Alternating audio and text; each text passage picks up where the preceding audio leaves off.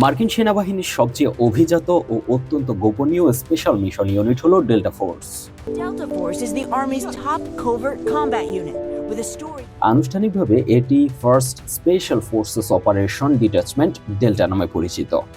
ভেনেজুয়েলার president Nicolas মাদুরোকে আটকের অভিযানে এই বাহিনীর সম্পৃক্ততা আরও তাদের অপ্রতিরোধ ক্ষমতা জানান দিচ্ছে। তারা এর আগে ইরাকের প্রেসিডেন্ট সাদ্দাম হোসেনকে পাকড়াও করেছিল। এছাড়া আজ থেকে ৩৬ বছর আগে পানামার তৎকালীন প্রেসিডেন্টকে একইভাবে অপহরণ করে ধরে আনা হয়েছিল। কিন্তু বারবার ঘুঘু ধান খেয়ে গেলেও এই ঘুঘু ডেল্টা ফোর্সের আছে লজ্জার ইতিহাস। সেবার সোমালিয়ায় একইভাবে সেদেশের এক সামরিক নেতাকে ধরে আনতে গিয়ে কচুকাটা হয়েছিল মার্কিন ডেল্টা ফোর্সের 18 সেনা। আহত হয়েছিল 73 জন। সেদিন মার্কিন ডেল্টা ফোর্সের সেনাদের মৃতদেহ সোমালিয়ানরা রাস্তায় রাস্তায় ঝুলিয়ে দিয়েছিল। 6 U.S. soldiers listed as missing in the heaviest fighting yet in Mogadishu. 12 American soldiers. এই ঘটনা ইতিহাসে মোগাদিসু যুদ্ধ নামে পরিচিত, যা ব্ল্যাক হক ডাউনের ঘটনা নামেও পরিচিত। এই ঘটনাকে অনেক বিশ্লেষক মার্কিন যুক্তরাষ্ট্রের আধুনিক সামরিক ইতিহাসের অন্যতম ব্যর্থ অভিযান হিসেবে উল্লেখ করেন।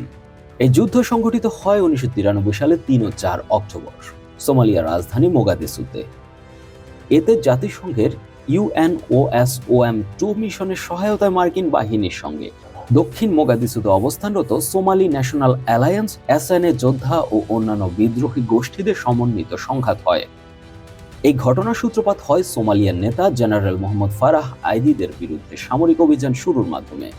এরই ধারাবাহিকতায় 1993 সালের জুলাই মাসে মার্কিন বাহিনী মোগাদিসুতে চালায় ব্লাডি মানডে অভিযান, যেখানে জেনারেল আইদিদের গোত্রের বহু প্রবীণ নেতা ও প্রভাবশালী ব্যক্তিকে হত্যা করে মার্কিনীরা।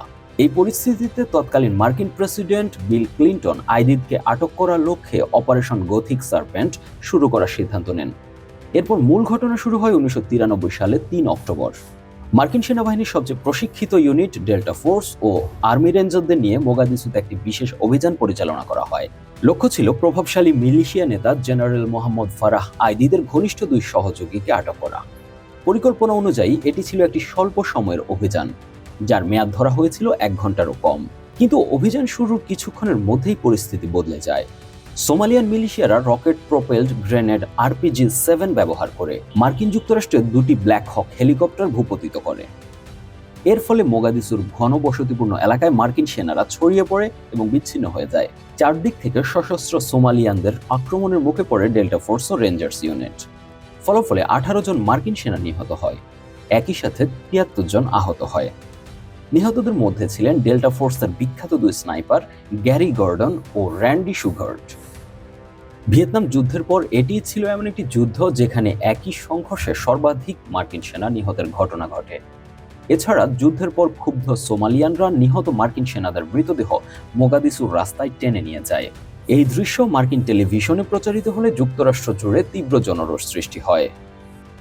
এই যুদ্ধের ফলেই অপারেশন গথিক সার্পেন্ট বন্ধ করে প্রেসিডেন্ট ক্লিন্টন সোমালিয়া থেকে মার্কিন সেনাদের প্রত্যাহার করে নেন। এই ঘটনাকে সোমালি বিদ্রোহীরা নিজেদের বিজয় হিসেবে দেখেছিল। মোগাদিসু অভিযান প্রমাণ করে অত্যাধুনিক প্রযুক্তি ও এলিট বাহিনী থাকা সত্ত্বেও স্থানীয় বাস্তবতা এবং জনসমর্থন থাকলে কোনো নেতাকে নিজ দেশ থেকে বিদেশি বাহিনী অপহরণ করে নিয়ে যেতে পারে না। News desk, 21 television.